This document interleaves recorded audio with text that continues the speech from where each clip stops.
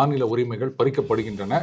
இது எங்க உலக நாயகன் ராஜ்யசபா போன உடனே இதுக்கு தனியா ஒரு அரை மணி நேரம் அவர் பேச போறாரு பாருங்க, மாநில உரிமைகள் பத்தி. அப்படியா? யாரு? கமலஹாசனா? ஆமா, அவரு எந்த ஷோல பேசினாலுமே சரியா புரியாது. அதுதான். ஏன்னா புரிஞ்சதுன்னா நீங்க பதில் சொல்லிடுவீங்கல்ல, புரியவே இல்லைன்னா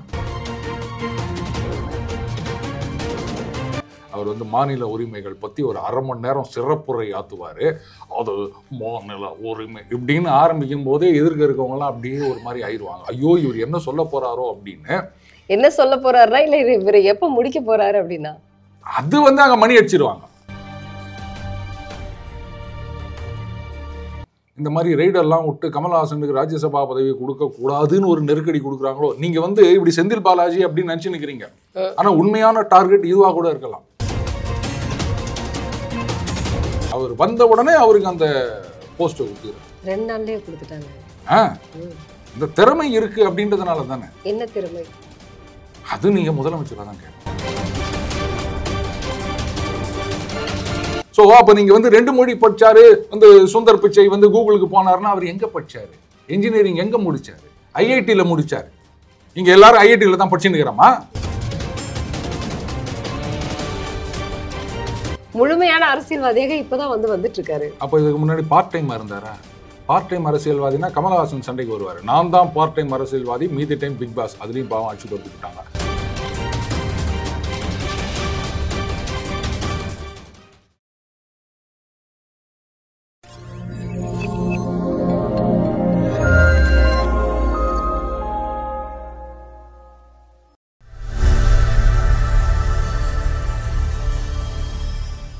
தாமரை டிவி நேயர்களுக்கு அன்பான வணக்கம். இன்று நமது நேர்காணலில் சிறப்பு விருந்தினர் டெய்லி பஞ்ச் அருண் அவர்கள் நம்மோடு இணைந்திருக்கிறார். சார் வணக்கம். சார் வணக்கம். தமிழ் இடி ரெய்டு செந்தில் பாலாஜிக்கு குறியாவே வச்சிருக்கிறதா சொல்றாங்களே, என்ன காரணம் செந்தில் பாலாஜியை மட்டும் டார்கெட் பண்றதுக்கு? இப்ப என்ன செந்தில் பாலாஜி அவர்கள் கூட்டலியா ரெய்டு நடந்தது? இல்ல, தமிழக டாஸ்மாக் அலுவலகத்துல தான் நடந்தது. ஏங்க, அவர் நடுவுல வந்து ஜெயில இருக்கும்போது மந்திரியா இல்ல, அப்ப வேற யாரோ தான் பொறுப்புல இருந்தாங்க. அப்ப நடந்த விஷயங்கள் அப்படின்னு கூட எடுத்துக்கலாம்ல. நீங்க ஏன் செந்தில் பாலாஜி எது நடந்தாலும், சாராயத்துல எது நடந்தாலும் உடனே செந்தில் பாலாஜி தானா? எல்லாத்துக்கும் பாவம் அவர் தானா கிடைச்சாரு உங்களுக்கு? எது நடந்தாலும் உடனே செந்தில் பாலாஜியை டார்கெட் பண்றாங்க அப்படின்னா, இப்ப வந்து வேற ஏதோ ஒரு சில இதுல கூட சில பேருக்கு சொந்தமான இடங்கள்ல கூட ரெய்டு நடக்கிறது அப்படின்னு சொல்றாங்க. அன்னைக்கு செக்ரட்டேரியட்ல ஏதோ நடந்தப்போ ஏதோ சொன்னாங்கல்ல, ரெய்டு நடந்தப்போ. இப்போ கவர்மெண்ட் ஆபீஸ்ல தான் இது வந்து ஒரு பெரிய அவமானமா இருக்கு அப்படின்னு சொன்னாங்க. இப்படி ஒரு கரெக்ட். அது செக்ரட்டேரியட், இது வந்து வேற ஆபீஸ் இல்லையா? அதனால நீங்க அதை கம்பேர் பண்ணணும். செக்ரட்டேரியட்ல நடந்தா அது அவமானம், மத்த இடத்துல நடந்தா அது அவமானம் கிடையாது. ஏன்னா அது செக்ரட்டேரியட், அவ்வளவுதான். இதுக்கு மேல நீங்க கேள்வி கேட்க கூடாது. இது எப்படி சார் கேள்வி கேட்க இருக்க முடியும்? தமிழக டாஸ்மாக் அலுவலகத்துல ஒரு ரெய்டு நடந்திருக்கு. இன்னைக்கு 3வது நாள் அந்த ரெய்டு வந்து அப்படியே ரொம்ப பரபரப்பா போயிட்டு இருக்கு.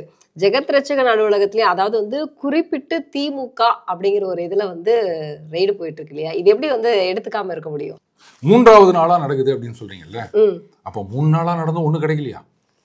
ஐயோ, ஆவணங்கள்ல பயங்கர குளறுபடி இருக்கு. அதை தேட வந்து நிறைய ஆவணங்கள் வெளியே வருது. ஈடியா இல்ல ஆடிட்டிங்கா?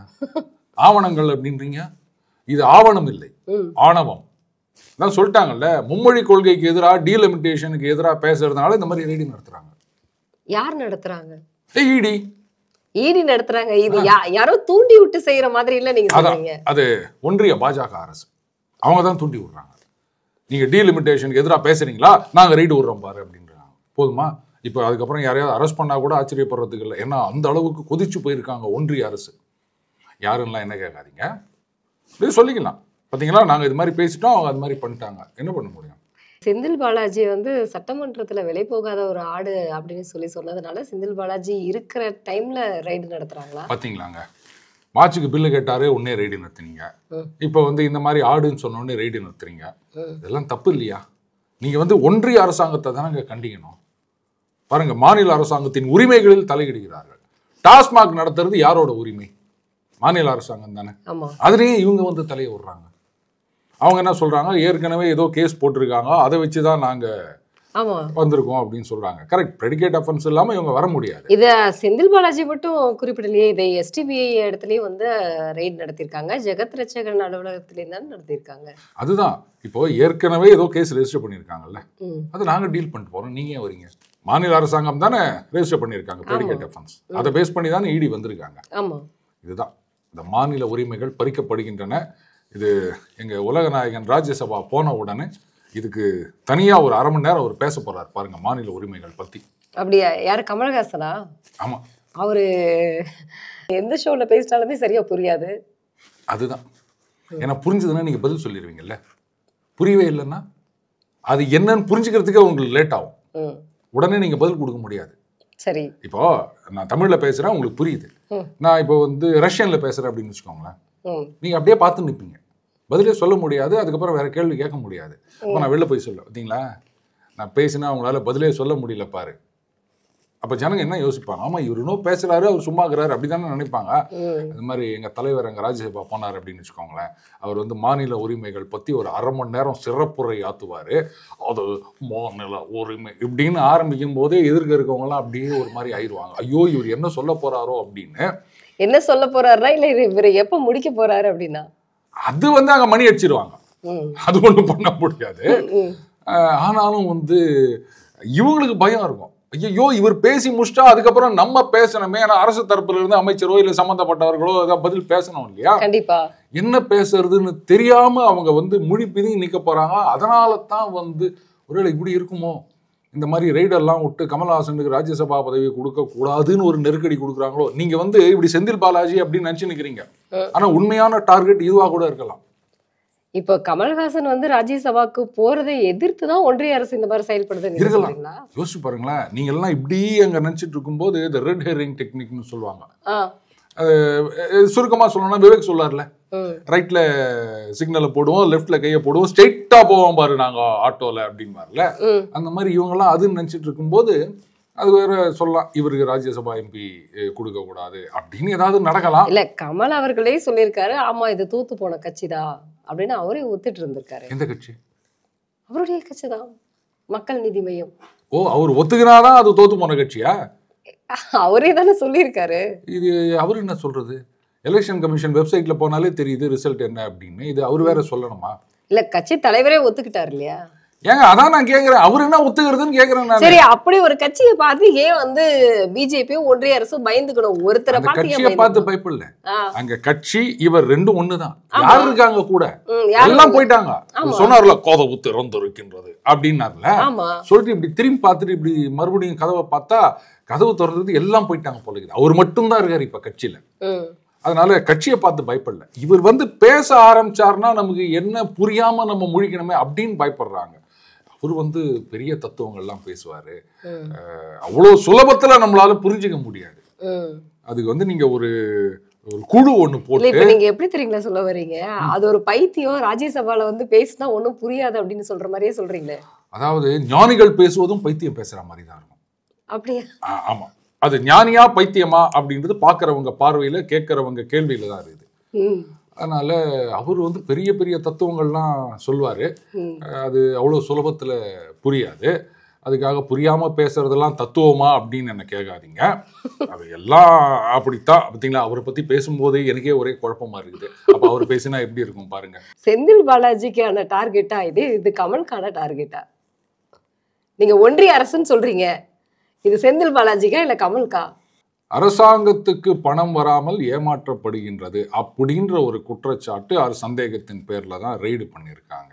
இது யாருக்கு எதிரானா, நான் இண்டிவிஜுவலுக்கு எதிரான அப்படின்னு சொல்றதை விட மக்கள் பணம் ஆட்டைய போடக்கூடாது யாரும், அப்படி போட்டு இருந்தா அதை கண்டுபிடிக்கணும் அப்படின்னு மக்களுக்கான ரெய்டா தான் நான் பாக்குறேன். மத்திய அரசாங்கம் செஞ்சிருக்கிறது மக்களுக்கான ரெய்டு. ஏன்னா ஏற்கனவே ஒரு ப்ரெடிகேட் அஃபென்ஸ் இருக்கு, அதை பேஸ் பண்ணி அவங்க வராங்க. இப்ப நிறைய பேர் ஏதோ சொல்லிட்டு இருக்காங்க, அந்த கலால் முத்திரை இல்லாமல் போகுது அப்படி இப்படின்னு இதெல்லாம் சொல்றாங்க. ஒருவேளை அந்த குற்றச்சாட்டுகள் உண்மை இருக்குமோ என்னவோ. ஏன்னா இங்க டாஸ்மாக்ல வந்து ரெசிப்ட் கொடுக்கணும் அப்படின்னு சொல்லிட்டு வராங்க. அப்போ ஒட்டுமொத்தமா பார்க்க போனா நான் இது வந்து தனிநபர்களுக்கு எதிராக கட்சிக்கு எதிரானலாம் பார்க்கல. மக்கள் பணம் கொள்ள போகுதா, அதை தடுத்து நிறுத்தணும். அதையும் நீங்க பார்க்க மாட்டேங்கிறீங்க. ஆனா செந்தில் பாலாஜி தான் வந்து ரொம்ப பெர்ஃபெக்ட்டான ஒரு அப்படி இருக்கிற பணத்தை அப்படியே கொண்டு போய் கொடுக்கக்கூடிய ஒரு தலைவர்னு கேள்விப்பட்டிருக்கோமே. எந்த பணத்தை? எந்த பணம் வந்தாலுமே யார்கிட்ட? தலைவர்கள் கிட்ட, மாநில அரசு கிட்ட. மாநில அரசு அப்படியே கொடுப்பாங்க இல்லையா? மாநில அரசு கிட்ட மந்திரி போய் கொடுக்க மாட்டாரு. ம். அதெல்லாம் ட்ரெஷரி வழியா ஃபினான்ஸ் டிபார்ட்மெண்ட் இப்படி தான் போவோம். ஓகே. இப்போ நான் வந்து ஃபாரஸ்ட் டிபார்ட்மெண்ட் மினிஸ்டர் அப்படின்னா அந்த எல்லாத்தையும் என்கிட்ட கொண்டு வந்து கொடுப்பாங்க. நான் போயிட்டு கஜானால போய் கட்டுவேனா? இன்னைக்கு தான் இதான் வேலையா? இல்ல கஜானாவுல கட்டுறதுக்கு இல்ல. இப்ப அங்க வரக்கூடிய எல்லா கணக்கு வழக்குகளுமே வந்து சரியா இருக்கும் அப்படின்னு சொல்லி அந்த சொல்றாங்க. கணக்கு வழக்கு சரியா இருக்கா இல்லையான்னு ஆபீசர்ஸ் தான் பார்ப்பாங்க. மந்திரி கிட்ட எல்லாம் வராது. அவரா உட்காந்து கணக்கெல்லாம் பார்த்துட்டு இருக்க போறாரு. இந்த 3 நாட்களாகவே வந்து ஆவணங்கள் குளறுபடி இருக்கிறதாகவும் அதனாலதான் வந்து இந்த ரெய்டு இன்னும் கொஞ்சம் தீவிரமாக இருக்கிறதாகவும் வந்து பாருங்க, என்ன ஒன்னா தீவிரமா பண்ணிட்டு போங்க. ஆனா பண்றதெல்லாம் பண்ணிட்டு 2019 தேர்தலுக்கு முன்னாடி ஏதோ கோடிக்கணக்கில் பணம் பிடிச்சோம் அப்படின்னு சொல்லிட்டு 24 தேர்தலும் முடிஞ்ச பிறகு இப்ப வந்து தூஸ் தட்டி அந்த கேஸ் எடுக்கிறாங்களா? அந்த மாதிரி பண்ணி போடாதீங்க. அதான் நான் கேட்கிறேன். வேலூர்ல நடந்தது இல்ல, எலெக்ஷனையே தள்ளி வச்சாங்கல்ல, அதுக்கப்புறமா அந்த விசாரணை எப்ப நடக்குது? 24 தேர்தலும் நடந்து அதுலயும் அவர் ஜெயிச்சு எம்பி ஆயிட்டாரு. அதுக்கப்புறமா அந்த விசாரணை எடுக்கிறாங்க. இவ்வளோ சுறுசுறுப்பா இவங்களுக்கு, இவ்வளவுதான் உங்க டக்கா அப்படின்னு லொடுக்கு பண்ணி கேட்பாரு. அந்த மாதிரி இருக்குது. அதனால நீங்க பண்ணுங்க, ஆனா பண்ணிட்டு சுறுசுறுப்பா கேஸ முடிங்க. Either this way or that way. இருக்குது இல்ல ஒண்ணுமே எவிடன்ஸ் இல்லையா, இழுத்து மூடிட்டாவது போங்க, க்ளோஷர் ரிப்போர்ட்டாவது பண்ணிட்டு போங்க. 10 வருஷம் 5 வருஷம் அப்படியே வச்சிருந்தீங்கன்னா ஜனங்க கடுப்பாயிருவாங்க. அப்புறம் வந்து இது ஜனங்களுக்கான நடவடிக்கை இல்லை, ஜனங்களுக்கு எதிரான நடவடிக்கை மாதிரி ஆகிப்போம். இந்த மும்மொழி கொள்கை வந்து நிதி பகிர்வுக்காக தான் வந்து திசை திருப்புவதாக உதயநிதி அவர்கள் ஒரு குற்றச்சாட்டை வச்சிருக்காரு மத்திய அரசு மேல. இவங்க மட்டும் தான் கேட்குறாங்களா? கேரளாவில் வந்து நாங்கள் கடன் வாங்குற லிமிட் இன்க்ரீஸ் பண்ணணும்னு கோர்ட்டுக்கெல்லாம் போனாங்க. அங்கே என்ன பண்ணாங்க? இப்போ தெலுங்கானாவில் கூட தான் டீலிமிட்டேஷனுக்கு எதிராக பேசினுக்கிறாங்க. அதுக்கு என்ன பண்ணாங்க? இல்ல, உதயநிதி என்ன சொல்ல வர்றாருன்னா, மும்மொழி எதிர்ப்பு நாங்க வந்து தீவிரமா இருக்கோம், நிதி எங்களுக்கு வேணும்னு நாங்க கேக்குறோம், இது ரெண்டையும் திசை திருப்புறாங்க, அதுக்காக தான் இந்த ரெய்டு தாங்க நான் கேட்குறேன். இப்போ தெலுங்கானாவில் நிதி கேட்கலையா? கேரளாவில் கேட்கலையா? இமாச்சல் பிரதேஷில் கேட்கலையா? கர்நாடகாவில் கேட்கலையா? அவங்கெல்லாம் கேட்கலையா? கொடுக்கல அப்படின்னா அவங்களும் வந்து இது மாதிரி தான் ரெய்டு விட்டுனுக்குறாங்களா அந்த ஸ்டேட்லேயும்? அங்கெல்லாம் ஒன்றும் காணாம அங்கே அவங்களே பண்ணிக்கிறாங்க. அங்கெல்லாம் வந்து இடி ஒன்றும் நடவடிக்கை எடுத்த மாதிரி தெரியலையே. அப்போ கேட்குற தமிழ்நாட்டில் மட்டும்தான் ரெய்டு நடத்துகிறாங்க அப்படின்னு சொன்னால் என்னங்க நம்புற மாதிரியா இருக்கா? கேட்குறவன் அத்தனை பேரையும், இப்போ ஒரு வாத்தியார் வந்து பசங்க சேட்டை பண்ணுறாங்க அப்படின்னா யாரால இங்கே வாங்க அப்படின்னு பெஞ்ச் மேலே ஏறி நில்லு அப்படின்னாரு. அப்போ சொல்லலாம் பார்த்தீங்களா நான் இது பண்ணாரு அப்படின்னு. ஆனால் அது மாதிரி எல்லாரையும் பண்ணணும்ல. இங்க மட்டும் பண்றாங்க அப்படின்னா அப்ப நீங்க சொல்ற காரணத்தை வந்து என்னால ஏத்துக்க முடியல. எங்கெங்கெல்லாம் வந்து உதாரணமா என்ன பொதுவா என்ன சொல்றீங்க நீங்க? இந்த மாதிரி எதிர்கட்சிகள் ஆளும் மாநிலங்கள்ல இடி, சிபிஐ, ஐடி இவங்களை வச்சு வந்து பழி வாங்குறாங்க, எதிர்கட்சி தலைவர்களை உள்ள போடுறாங்க அப்படின்னு சொல்றீங்க. மற்ற இடத்துல எல்லாம் நீங்க சொல்ற காரணத்துக்கு நடக்கலையே. அப்போ அந்த காரணத்தை ஏத்துக்க முடியாது, அவ்வளவுதான். அந்த மாதிரி நீங்க இதுக்காக ரெய்டு விடுறாங்க அப்படின்னு சொன்னா அப்ப இந்த மாதிரி கேட்ட மற்ற இடத்துல எல்லாம் ரெய்டு நடக்கலையே. அங்கெல்லாம் வந்து இங்கே டாஸ்மாக் மாதிரி அங்கே என்ன பேர் வச்சுக்கிறாங்கன்னு தெரியல. தெலுங்கானாவில் இருக்குது, ஆந்திராவில் இருக்குது. தெலுங்கானாவில் எதிர்கட்சி தான் இருக்குது, அதாவது காங்கிரஸ். அங்கெல்லாம் ஒன்றும் ரெய்டு நடக்கலையே, இங்கே மட்டும்தானே நடக்குது. அப்போ அந்த காரணம் நீங்கள் சொல்கிற காரணம் எங்களால் ஏற்றுக்க முடியாது, அவ்வளோதான். ஏதோ ஒன்று சொல்கிறீங்க ரெய்டு நடக்கிறதுக்கு. ஆனால் ஒன்று இந்த ரெய்டு நடத்துனதோடு இல்லாமல் சுறுசுறுப்பாக கேஸை ப்ராசஸ் பண்ணால் மட்டும்தான் வந்து ஜனங்க ஏற்றுப்பாங்க. இல்லாட்டா இதுவும் வந்து வேலூர்ல நடத்தின ரெய்டு மாதிரி தான் ஆகும். இந்த ரெய்டு வந்து ரொம்ப ஃபாஸ்டா இருந்தது. இதுக்கான வேலைகள் எல்லாமே ஃபாஸ்டா நடந்தா செந்தில் பாலாஜி அடுத்தது சிறைக்கு செல்ல வாய்ப்பு இருக்கிறது. ஏங்க ஏற்கனவே ஒரு சிறையில இருந்தா நாங்க வந்தாரு. ஏங்க பாவம் நீங்களே வந்து இங்க சொல்றீங்க ஒன்றிய அரசு டார்கெட் பண்ணுதா, நீங்க தான் டார்கெட் பண்ற மாதிரி இருக்குது. போதா குறைக்கு கோர்ட்ல வேற கேஸ் நடக்குது. அவங்க வேற கேக்குறாங்க அவர் மந்திரியாக தொடர விரும்புகின்றாரா கேட்டு சொல்லுங்கள் அப்படின்னு. அவர் பாவாங்க, அவர்லாம் வந்து மந்திரி ஆகணும்லாம் நினைக்கலங்க. ஆனா திறமையான மந்திரி. அதனால தான் பாருங்க அவர் வந்த உடனே அவருக்கு அந்த போஸ்ட்டை கொடுத்துறாங்க. 2 நாள்லயே கொடுத்துட்டாங்க. அந்த திறமை இருக்கு அப்படின்றதுனால தானே. என்ன திறமை? அது நீங்க முதலமைச்சராக தான் கேட்கணும். இப்ப நீங்க தான் சொன்னீங்கல்ல அந்த பணத்தெல்லாம் வந்து அரசாங்கத்துக்கு கொடுத்துருவாருன்னு, அது கூட ஒரு திறமையா இருக்கலாம் இல்லையா? இல்லாட்டா ஏங்க உடனே பதவி கொடுக்குறாங்க, எனக்கு பதில் சொல்லுங்க. இத்தனைக்கும் அவர் எங்கேருந்து வந்தவர்? வெளியிலிருந்து வந்தவர், பல கட்சிகளில் இருந்தவர். இருந்தாலும் சில கம்பெனியில் பார்த்தீங்கன்னா அந்த கம்பெனிலேயே ஆரம்பத்துலேருந்து வேலைக்கு வந்தவங்களும் இருப்பாங்க. திடீர்னு வேற கம்பெனிலேருந்து அங்கே பேப்பரை போட்டு இங்கே வந்திருப்பாங்க. அவங்களுக்கு இம்பார்ட்டன்ஸ் கொடுப்பாங்க. கேட்டால் இல்லைங்க அவர் வந்து அங்கே நிறைய சாதனை பண்ணவர், அதனால இங்கேயும் பண்ணுவார் இருக்கு இல்லையா? அதனால தான் பார்த்தீங்க நீங்கள் ஐடியில் வந்து யாருமே ஒரே கம்பெனியில் கண்டினியூஸாக வேலை பார்க்க மாட்டாங்க. அப்படியே டக்கு டக்கு டக்குன்னு போயின்னு இருப்பாங்க. அப்போ தான் வந்து சம்பளம் இன்க்ரீஸ் ஆகும் அப்படின்வாங்க. ஸோ அப்படி கூட பார்க்கலாம் இல்லையா? அப்போ ஒரு கம்பெனியில் பேப்பர் போடுறோம் அப்படின்னும் போது இன்னொரு கம்பெனியில் எடுக்கிறாங்கன்னா டேலண்ட் இல்லாமல் எடுப்பாங்களா? நிச்சயமா. நாமளே அவர் மேல ஊழல் புகார்லாம் சொல்லிட்டு அதுக்கப்புறம் நம்ம கூப்பிட்டு மந்திரி பதவி கொடுத்துக்கிறோம், அந்த மாவட்டத்துக்கு பொறுப்பு. அதுக்குதான் வந்து முதல்வர் சொல்லிட்டாரே, அதுல இருக்கும்போது வந்து என்ன மாதிரியான ஒரு குற்றச்சாட்டுகள் இருந்ததோ அதுக்கு நாங்களே நடவடிக்கை எடுத்து அதற்கான வந்து தண்டனையும் கொடுத்து நாங்க இப்போ எங்களுடைய வந்து சுத்தமான ஒரு தலைவரா நாங்க வச்சிருக்கோம், ஒரு அமைச்சரா வச்சிருக்கோம் அப்படின்னு தான் அடுத்த நாளே அமைச்சர் பதவி கொடுத்தது. இல்ல அது கோர்ட்டோட உத்தரவு நடவடிக்கை. அப்படி பார்க்க போனா நடவடிக்கை எடுத்ததுனாலேயே சுத்தமாயிட்டாங்களா? அதெல்லாம் இல்லைங்க, கோர்ட்டில் தீர்ப்பு வரணும். இப்போ அதை இன்னொரு இயக்கம் வந்து கோர்ட்டில் கேஸ் போட்டிருக்காங்க, இத்தனை பேரை சேர்த்து வச்சுக்கிறாங்க, இது முடிகிறதுக்கு எத்தனை 100 வருஷம் ஆகும் தெரியுமா அப்படின்லாம் கேட்டுக்கிறாங்க. அதுக்கு என்ன பண்ண முடியும்? சட்டம் தன் கடமையை செய்து கொண்டே இருக்கின்றது. அதனால ஏதோ ஒரு டேலண்ட் இருக்கவே தானே கொடுத்துக்கிறாரு. கண்டிப்பா. ஸோ அதனால தான் நான் சொன்னேன், அவருக்கு வந்து மந்திரியாக கண்டினியூ ஆகணும் அப்படின்றதெல்லாம் வந்து தனிப்பட்ட விருப்பமெல்லாம் இருக்காது. இந்த மாதிரி ஒரு திறமை வீணாக போகக்கூடாது, அதுக்காக அவருக்கு அந்த பதவி கொடுத்துருக்காங்க. அதுவே ஹியரிங் அடுத்தது வரப்போகுது கோர்ட்டில், அது பெயில் வேற என்ன ஆகும் அப்படின்னு தெரியல. இந்த நேரத்தில் மறுபடியும் சிறைக்கு செல்வாரான. ஏங்க நீங்கள் இப்படி போட்டு ஒரு மனுஷனை டார்கெட் பண்ணி நிற்கிறீங்க? ஒரு திறமையான மந்திரியை வந்து இந்த மாதிரியெல்லாம் நீங்கள் டார்கெட் பண்ணுறது என்னால் ஏற்றுக்க முடியல. மும்மொழி கொள்கை, இந்த மும்மொழி கொள்கைக்கு பாஜக கையெழுத்து பிரச்சாரம் வந்து செஞ்சுட்டு இருந்தாங்க. அதுக்கு தமிழிசை வந்து கைதானாங்க. இன்னைக்கு இந்த மும்மொழி கொள்கை வந்து தமிழகத்துல ஒரு சர்க்கஸ் மாதிரி இருக்கு அப்படின்னு முதல்வர் அவர்கள் சொல்லியிருக்காரு. சர்க்கஸ் அப்படின்னா எல்லாருக்கும் பிடிக்கும். அப்போ இந்த மும்மொழி கொள்கை எல்லாருக்கும் பிடிக்குது அப்படின்றாங்களா, இல்லை இவங்க வந்து மும்மொழியா இருமொழியா அப்படின்னு கட்சிகள் மாறி மாறி பேசிக்கிறது இது ஜனங்க ரொம்ப ரசித்து பார்க்குறாங்கன்னு சொல்கிறாங்களா? அது எனக்கு தெரியல. ஆனால் என்ன கேட்டால் சில பசங்க வந்து மொழியே வேணாம் அப்படின்னு சொல்லுவாங்க. ஏன்னா அந்த மார்க்கை வச்சுன்னு நீங்கள் என்ன இன்ஜினியரிங் காலேஜ் அட்மிஷன் எடுத்துக்கிறீங்களா, நீட்டில் எடுத்துக்கிறீங்களா? ஒரு பிஎஸ்சி மேக்ஸ் போய் சேரணும் அப்படின்னா மட்டும் மேக்ஸில் என்ன மார்க்குன்னு தான் கேட்குறீங்க. கண்டிப்பா சார் நான் தமிழில் வந்து 180 மார்க் எடுத்துக்கிறேன் சார். அதை அப்படியே ஓரமாக வை தம்பி, மேக்ஸில் எவ்வளோ மார்க் வாங்கிக்கிற அதை சொல்லு, அதானே கேட்குறாங்க. அப்போ அந்த மார்க்கை நீங்கள் எதுக்குமே சேர்த்துக்கிறது இல்லை அப்படின்னும் போது அப்புறம் ஏன் அதில் பாஸ் ஆஃப் ஃபெயில் வைக்கிறீங்க? மொழி நீங்கள் அந்த ஒரு தமிழ் ஆசிரியர் பல பள்ளிகளில் பார்த்தீங்கன்னா தமிழ் வகுப்பு அப்படின்னா அங்கேயிருந்து வருவார். இது நம்ம வெப்சீரிஸ்லாம் கூட நிறைய பார்த்துக்கிறோம். சார் தமிழா, ஃபிசிக்ஸு போர்ஷன் ரிவிஷன் பண்ணோம், உங்கள் கிளாஸை நான் எடுத்துக்கிறேன். நிறைய நடக்குதில்ல, பார்க்குறோம்ல. இவ்வளோதான் நீங்கள் வந்து லாங்குவேஜுக்கு மதிப்பு கொடுக்குறீங்க.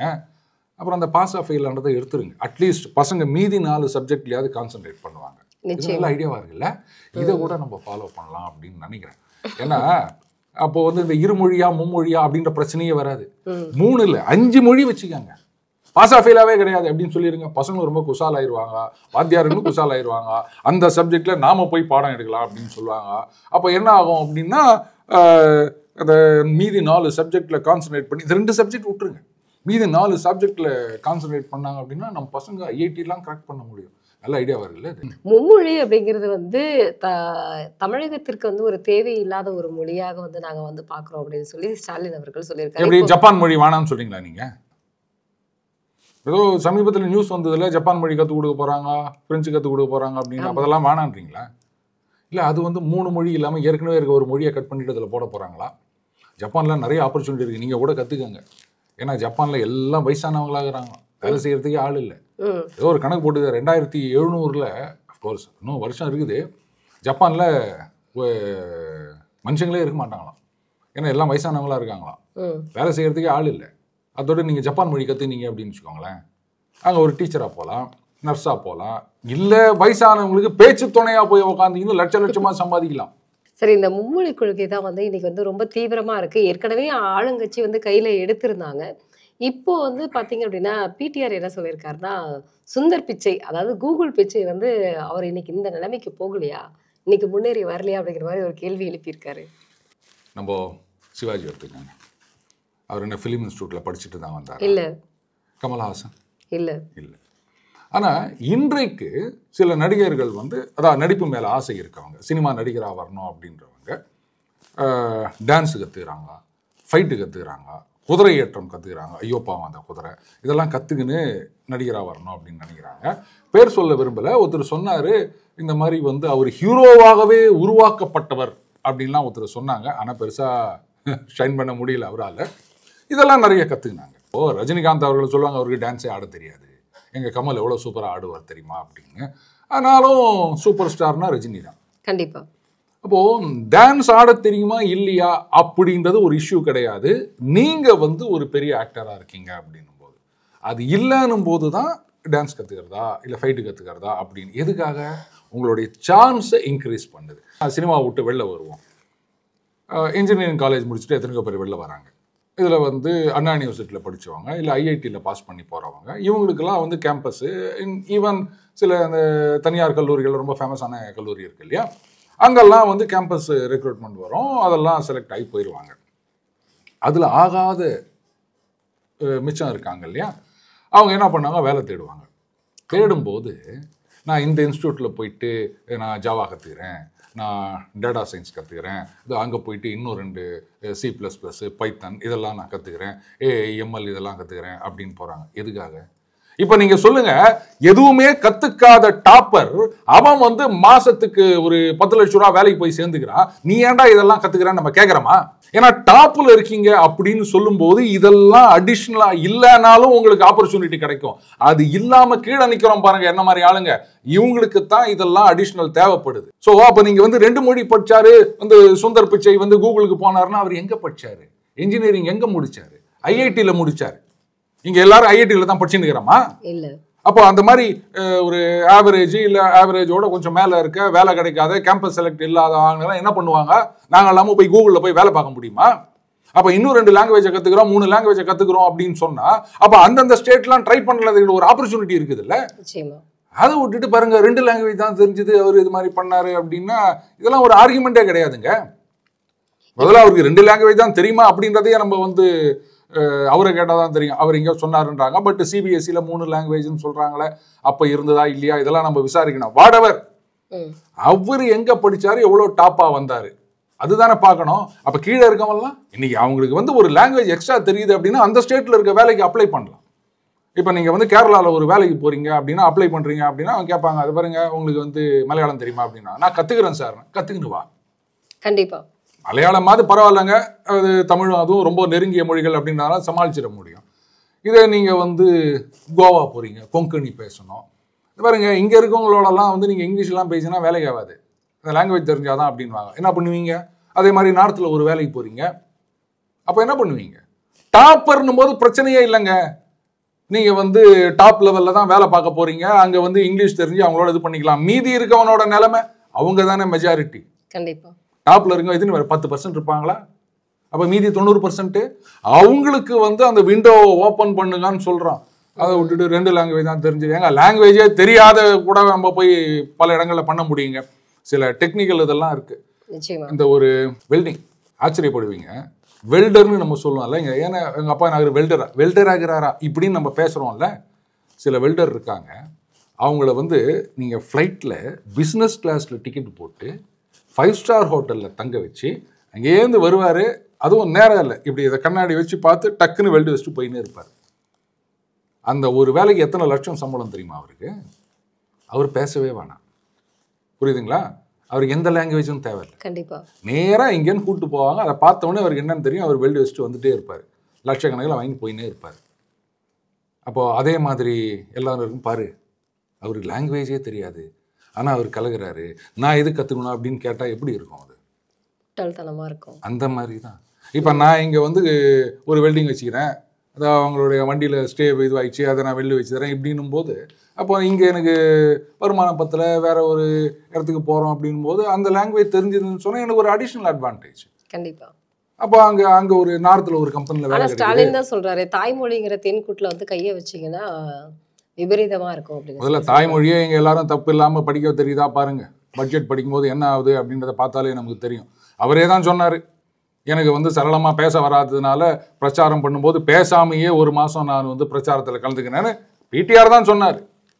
ஒரு தமிழனா பிறந்து அவங்க பாரம்பரியம் எப்பேற்பட்ட பாரம்பரியம், 4 தலைமுறையா திராவிட பாரம்பரியம். ஒரு திராவிடம்னா தமிழ் வராதோ? அது என்ன திராவிடம்னா இடம் சார். அது அதாவது ஒரு கொரோனா பீரியட்ல அப்படின்னு நினைக்கிறேன்.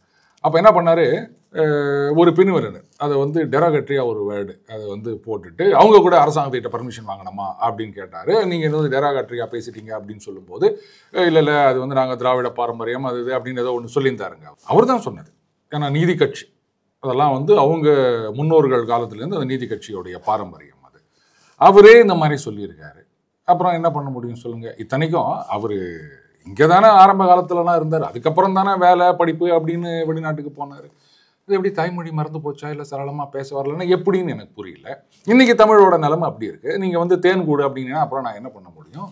முதல்வர் அவர்கள் 7 மாநில முதலமைச்சர்களுக்கு வந்து அழைப்பு விடுத்திருக்காரு. எதற்காக அப்படின்னா, கூட்டுக்குழு ஆலோசனை கூட்டத்தில் கலந்துக்கணும், மறுசீரமைப்பு, தொகுதி மறுசீரமைப்பு வந்து வேண்டாம் அப்படின்னு சொல்லி எதிர்ப்பதற்காக. இப்போ பாஜகவில் வந்து ஒரு 11 மாநில முதல்வர்கள் கூட போறாங்களாம். அது தெரியுமா உங்களுக்கு? அப்படியா? நார்த் ஈஸ்ட்ல இருக்கவங்க என்ன எங்களுக்கெல்லாம் வந்து 2-1 சீட்டு கொடுத்துக்கிறீங்க, இங்கெல்லாம் 39, 42, 48 அப்படின்னு கொடுத்துக்கிறீங்க. அப்ப எங்களுடைய குரல் ஒலிக்க வேண்டாமா? எங்களுக்கும் 20-30 கொடுங்க அப்படின்னு அவங்க கோரிக்கை வைக்க போறாங்க. என்ன பண்ண போறீங்க? அவங்களும் மாநிலம் தானே. இது பெரிய வந்து போராட்டமாவே நடக்க போதா? நீங்க 7 பேரை கூப்பிட்டா அவங்க 11 பேரை கூப்பிட போறாங்க. என்ன பண்ண போறீங்க? கோவால 2 எம்பி தான் அது வேண்டாம் அப்படிங்கிறாங்க. அவங்க ஓணுன்றாங்க. எங்களுக்கு இன்க்ரீஸ் பண்ணுங்க, நீங்க மறுசீரமைப்பா அதெல்லாம் எங்களுக்கு வேணாங்க. அங்கெல்லாம் வந்து 30-40 வச்சுக்கிறாங்க. அப்ப வந்து நார்த் ஈஸ்டுடைய குரல் பாராளுமன்றத்தை ஒழிப்பதற்கு வாய்ப்பே இல்லை. எங்களுக்கு எல்லாம் 2-1 கொடுத்துக்கிறீங்க. கோவாவும் கூட சேர்ந்துக்கிறாங்க. டாமன் டையூ அவங்களும் வராங்க. ஒரு எம்பி 2 எம்பி வச்சு நாங்க என்ன பண்ண முடியும்? பெரிய பெரிய மாநிலங்கள் அவங்க எல்லாம் வந்து 39-40 இப்படி எல்லாம் வச்சுக்கிறாங்க. அவங்க தான் வந்து குரல் ஒலிக்கின்றது. எங்களுக்கு எல்லாம் வாய்ப்பே கிடைக்கல. அதனால எங்களுக்கு வந்து மினிமம் 20 கொடுங்க எல்லா ஸ்டேட்டுக்கும் அப்படின்னு கேட்டாங்கன்னா என்ன பண்ணுவீங்க? என்ன பண்ணுவாங்க? கண்டிப்பா தொகுதி பாருங்க, நீங்க இந்த மாதிரி கேம் ஆடினீங்கன்னா அவங்களும் அந்த மாதிரி கேம் ஆடுவாங்க. அவங்களுக்கு மட்டும் தெரியாதா? நாளைக்கு எல்லாரையும் கூப்பிட்டு வச்சு அவங்க ஒரு கூட்டுக்குழு வெறும் நார்த் ஈஸ்ட் மட்டுமே சேர்ந்துக்கிட்டோமே. அவங்களாம் சேர்ந்து 7 சிஸ்டர்ஸ்னு வாங்க. அஸ்ஸாம் இருக்குது, அதுக்கப்புறம் இந்த பக்கம் கோவா, இவங்களெல்லாம் சேர்த்துக்கின்னு அவங்க எங்களுக்கும் அதிகமாக வேணும். நியாயம் தானே? தொகுதி மறுசீரமைப்பு அப்படிங்கிற ஒரு பேச்சுவார்த்தையே வந்து சென்ட்ரல் கவர்மெண்ட்ல இருந்து வரவே இல்லை. ஆனா இவங்களாகவே வந்து இப்போ வரைக்கும் இந்த போராட்டமாக. அப்ப நீங்க போராட்டம் ஆரம்பிச்சீங்கன்னா அவங்களும் ஆரம்பிக்கிறாங்க. இது வேணும்னே அரசியலுக்காக செய்யறதா? அப்ப நீங்க எதுக்காக பண்றீங்க? நீங்க அரசியல் பண்ணா அவங்க அவியல் பண்ணுவாங்களா? இல்ல அவங்கள விட்டுருங்க, தமிழக அரசு கேட்கிறேன் நானு. நீங்க என்ன பண்ணீங்க? இங்கதானே சரி, நீங்க ஸ்டார்ட் பண்ணீங்க. அதுக்கு action reaction. Every action has an equal opposite reaction. கேள்விப்பட்டது இல்ல, வச்சது இல்ல, அவ்வளவுதான். அதான் இங்க ஒரு ஆக்ஷன், அங்க ஒரு ரியாக்ஷன். அவங்க கொடுக்குறாங்க பாருங்க, சூப்பரா. 11 பேர் வரப்போறாங்க, 11 ஸ்டேட். எங்களுக்கு வந்து ஆளுக்கு 20 கொடுங்கன்னு கேட்டா என்ன பண்ணுவீங்க? நியாயம் தானே? நார்த் ஈஸ்டோட குரல் என்னைக்கு தான் ஒலிக்கணும். மொத்தமா சேர்ந்தே அவ்வளவு இல்ல. தமிழகத்துல இருக்க அத்தனை எம்பிக்கள் எண்ணிக்கை நார்த் ஈஸ்ட் மொத்தமா சேர்ந்தா கூட இல்லை. அவங்க பாவம் தானே. 22ஆம் தேதி இந்த 7 மாநில தலைவர்களும் வந்து கலந்துக்குவாங்க. சரி, 25ஆம் தேதி 11 மாநில முதல்வர் வந்தாங்கன்னா என்ன பண்ணுவீங்க? எங்க வேணா வருவாங்க. அவங்க ஊர்ல ஒரு மீட்டிங் போட்டா என்ன பண்ணுவீங்க? நீங்க வந்து குறைக்கூடாதுன்னீங்க. அவங்க சொல்றாங்க ரைட்டு, குறையாதீங்க, எங்களுக்கு அதிகமா கொடுங்க, எங்களுக்கு வேணும், நாங்க குரல் கொடுக்கணும் அப்படின்னா என்ன பண்ணுவீங்க? இது வந்து 7 மாநில முதல்வர்களையும் அழைச்சிருக்குது தமிழகத்துல. சரிங்க, அவங்க வந்து அசாம் முதல்வர் வந்து ஒரு இன்விடேஷன் அனுப்ப முடியாதா? அவர்கிட்ட இமெயில் கிடையாதா? அவர்கிட்ட லெட்டர் பேட் கிடையாதா? இருக்கு. அவங்க கிட்ட வந்து கொரியர் போஸ்ட்மேன் எல்லாம் கிடையாதா? அவர் அனுப்பிச்சிட்டு போறாரு. இது அடுத்த கட்ட மூவிங் வந்து எப்படிதான் சார் இருக்கும்? இவங்க 11 பேரை கொண்டு வந்தாங்க. அரசாங்கத்தை வந்து கழுத்தை நெரிக்கிற மாதிரி இவர் தான் தலைக்கு மேல கத்தி இருக்கிறாரு. இப்ப எல்லாரும் சேர்ந்து மத்திய அரசாங்கத்தை வந்து ரொம்ப 7 பெருசா 11 பெருசா? 11 தான் பெருசு. அவ்வளவுதான், விட்டுருங்க. இதுதான் வழி. இல்ல எது முன்னாடி இருக்கு எது பின்னாடி இருக்குன்னு கேட்டா அதெல்லாம் எனக்கு தேவையில்லை. நீங்க இங்க 7ன்றீங்க, அங்க 11ன்றாங்க. இத்தனை வருஷமா நீங்க 71 சென்சஸ் வச்சுக்காங்க, 26, 25, 27 எதை ஒண்ணா வச்சுக்காங்க. சுதந்திரத்துல இருந்து எங்களுக்கு இவ்வளவுதானே இருக்குது. நாங்க என்ன பாவம் பண்ணோம்? எங்க குரல் ஒலிக்க வேண்டாமா? இத்தனை வருஷமா North East was neglected. Congress ஆட்சியில் இருந்த வரைக்கும். இப்பதானே வந்து அங்க டெவலப் பண்ணி வந்து நிக்குது. ஆமா. அப்ப எங்களுக்கு வந்து உரிமை குரல் கொடுக்கிறதுக்கு எங்களுக்கு ஆட்கள் வேண்டும். பாஜகவினுடைய கூட்டணி வச்சுக்கிறதுக்காக தவம் கிடப்பதாக வந்து அண்ணாமலை அவர்கள் தெரிவிச்சிருந்தாரு. இது யாரு தவம் கிடக்குறாங்க? ஆனா அதிமுகவை குறிப்பிட்டு சொல்லல அப்படிங்கிற மாதிரி எடப்பாடியே அதுக்கு பதில் சொல்லியிருக்காரு. கரெக்ட், அது நான் பார்த்தேன். அதனால அதிமுக நாங்க சொன்னாரு இல்ல, எங்களை சொல்லல அப்படின்ட்டாரு. ஆனா வலுவான கூட்டணி அமையும். யார் சொன்னது? எடப்பாடி. அததாங்க சொல்லி நிற்கிறாரு அவரும். வலுவான கூட்டணி வலுவான கூட்டணி அப்படின்னு. எப்ப அமையும் தான் தெரியல. இல்ல 31 அமையும் சொல்றாரா, 29 அமையும் சொல்றாரா? ஏன்னா திமுகவை பொறுத்த வரைக்கும் அவங்க கூட்டணியை வந்து ஸ்ட்ரென்தன் பண்ணிட்டாங்க. யாரும் வந்து வெளில போறது இல்லைன்னு அண்ணன் திருமாவர்கள் அப்பப்ப சொல்லி நிற்கிறாரு. நாங்க இந்த கூட்டணியில் தான் இருக்கின்றோம், வெளில போக மாட்டோம் அப்படின்ட்டாரு. வேற யார் வருவாங்க கூட்டணி? தாவேகால கேப்டனுக்கு பதிலாக கோச்சே சொல்லிட்டு தனியா தான் நிக்க போறாரு அப்படின்ட்டு பிகே சொல்லிட்டு வேற யாரை வச்சு நீங்க ஒரு இப்போ இருந்த ஒரே ஒரு கூட்டணியில இருந்த தேமுதிகாவை நீங்க வெளில தள்ளுற மாதிரி பண்ணிட்டு ராஜ்யசபா அப்படிலாம் எங்க நடக்கலைங்க, சொல்லவே இல்லைங்க அப்படின்னு. அப்புறம் எப்படிங்க வலிமையான கூட்டணி? ஒருவேளை அங்க உள்ளுக்குள்ள இருக்கின்ற பல நிர்வாகிகள்லாம் இப்போ ஒவ்வொரு மாதிரி பேசிட்டு இருக்கிறாங்க, அவங்களையெல்லாம் ஒருங்கிணைத்து ஒரு பலமான கூட்டணின்னு சொல்றாரோ சொந்த கட்சிக்குள்ளேயே? வேற யார் வருவாங்க? மன்சூர் அலிகான் கூட பாராளுமன்ற தேர்தல் போது பேச்சுவார்த்தையும் போது அது கூட்டணி முறிந்து விட்டது. ஒருவேளை அவரு மறுபடியும் சேர்த்து வலுவான கூட்டணின்னு சொல்ல போறீங்களா? இப்ப அண்ணாமலை வந்து யாரதான் சொல்றாரு தாம் கிடக்குறாங்க அப்படிங்கிறது எந்த கட்சியே சொல்றாரு? அதுவும் எனக்கு தெரியலங்க எந்த கட்சி அப்படின்னு. சரத்குமார் அந்த கட்சி கூட சேர்த்துட்டாருல. சரத்குமார் பாஜகவுல இருக்காரு சார். கரெக்ட். அது ஏதோ ஒரு கட்சி ஒண்ணு வச்சிருந்தாருல, அதை கூட பாஜகவுடன் இணைத்து விட்டார் அப்படின்னு நினைக்கிறேன். சமத்துவ மக்கள் கட்சி. சமத்துவ மக்கள். இந்த கேள்வி நீங்க அவராண்ட கேளுங்க. அண்ணாமலை கிட்டே எடப்பாடி கிட்டே கேளுங்க. எடப்பாடி சொல்லிட்டாரு எங்களை சொல்ல அப்படின்ட்டாரு. அதனால நீங்க அவர்கிட்டயே கேட்டீங்கன்னா தான் இது பதில் கிடைக்கும் அப்படின்னு நினைக்கிறேன். இது கமலஹாசன் பேச்ச கூட பயங்கரமா இருக்கு. எனக்கு சுத்தமா புரியல. மகளிருக்கான பாதுகாப்பு இப்பொழுது கிடையாது அப்படின்னா இப்ப வந்து எல் முருகன் அவர்களும் இன்னைக்கு வந்து திமுகவை அந்த திமுக அரசே வந்து வீழ்த்தி ஆகணும் அப்படின்னு சொல்லியிருக்காரு. விஜய் அவர்களும் இந்த பதில தான் இன்னைக்கு மகளிருக்கான வாழ்த்துக்களை சொல்லி பேசியிருக்காரு. இதுல இன்னொரு விஷயம் என்னன்னா அரசியல் விமர்சகர்கள் எல்லாருமே வந்து விஜய்க்கும் திமுகவுக்கும் எந்த ஒரு வித்தியாசமுமே இல்லை. அது கொஞ்சம் வித்தியாசமாவே சொல்லியிருக்காங்க. என்ன அப்படின்னா காப்பி அடிச்சான் குஞ்சுகளை போல வந்து விஜயும் வந்து செயல்படுறாரு அப்படின்னு. அதாவது திராவிடத்தை போலவே தாவேகவும் செயல்படுது. அதுல எந்த சந்தேகமும் கிடையாது. ஏன்னா இன்னைக்குதான் ஒரு திமுகங்கிற வார்த்தையை சொல்லியிருக்காரு. இல்ல அந்த வார்த்தையை சொல்லாரா இல்லையா அது ஒரு பெரிய விஷயமா பார்க்கல. பட் சொன்ன விஷயம் என்னன்றது பார்க்கணும். இப்போ மகளிருக்கு பாதுகாப்பு இல்லைன்னா எப்பலேருந்து இல்லைன்னு அவர்கிட்ட ஒரே ஒரு வார்த்தை கேட்கணும். விஜய் அவர்கள்கிட்ட அந்த கேள்விக்கு அவர் பதில் சொல்லிட்டாருன்னா அதுக்கப்புறமா ஃபர்தரா நம்ம பேசலாம். இவர் கட்சி ஆரம்பித்த நாளிலிருந்து பாதுகாப்பு இல்லையா, இல்ல ஒரு 3-4 மாசமா பாதுகாப்பு இல்லை? இல்ல எனக்கு நீங்க இப்ப நீங்க சொல்லக்கூடிய ஒரு விஷயம் வந்து விஜய் கட்சி ஆரம்பிச்சதுக்கு அப்புறம் தான் வந்து இந்த மாதிரியான பாலியல் குற்றங்கள் நடக்கிறதா சொல்றீங்களே. இப்ப கட்சிக்கும் இந்த மாதிரி குற்றங்களுக்கும் வந்து அப்படி கேட்கல. நான் என்ன கேட்கறேன்னா சரிங்க இவரானால அவர் நடிகரா இருந்தார், அரசியலுக்கு வரல, கட்சி ஆரம்பிச்சு 1 வருஷத்துக்கு மேல ஆயிடுச்சு இல்ல. ஆமா. அப்போ இந்த பெண்களுக்கு எதிரான குற்றங்கள் அதிகரித்து கொண்டிருக்கின்றது அப்படின்றது இவர் கட்சி ஆரம்பிச்ச நாள்லேருந்து தான் இல்ல எப்பலேருந்துன்றது? இல்ல அதுக்கு முன்னாடி இருந்தே இருக்கு. ஆனா இப்ப கட்சி ஆரம்பிச்சதுக்கு அப்புறமும் வந்து இன்னும் கொஞ்சம் தீவிரமாக இருக்கு. அப்படியா? கண்டிப்பா. இப்ப கட்சி ஆரம்பிச்சு 1 வருஷத்துக்கு மேல ஆச்சா? ஆமா. போன மகளிர் தினத்துக்கு ஏன் இந்த மாதிரிலாம் வாய்ஸ் கொடுக்கல? அப்ப அவர் நடிகராக இருந்தாரு. கட்சி ஆரம்பிச்சு 1 வருஷத்துக்கு மேல ஆயிடுச்சுட்டீங்க. ஆமா. அப்ப அவர் அரசியல்வாதி தான். கட்சி ஆரம்பிச்ச அரசியல்வாதி தானே. முழுமையான அரசியல்வாதியாக இப்பதான் வந்துட்டு இருக்காரு. அப்ப இதுக்கு முன்னாடி பார்ட் டைமா இருந்தாரா?